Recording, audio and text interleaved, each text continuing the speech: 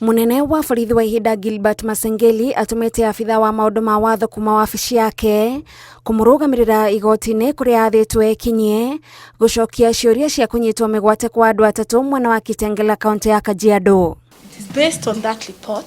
It's our client's position that they have never had these people in custody.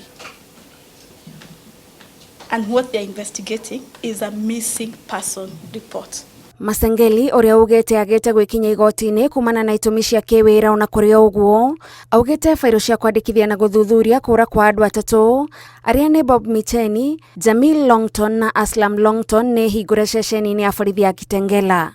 They have come to tell you that they are still investigating and that we should continue to keep this family and this family is in limbo because we do not know whether they are alive or dead.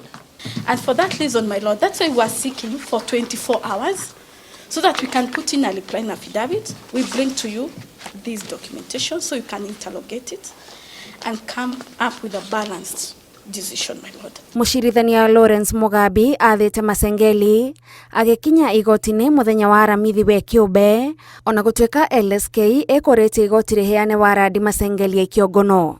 Because we continue to see law enforcement agencies abusing the rights of Kenyans. This is not the country that we want.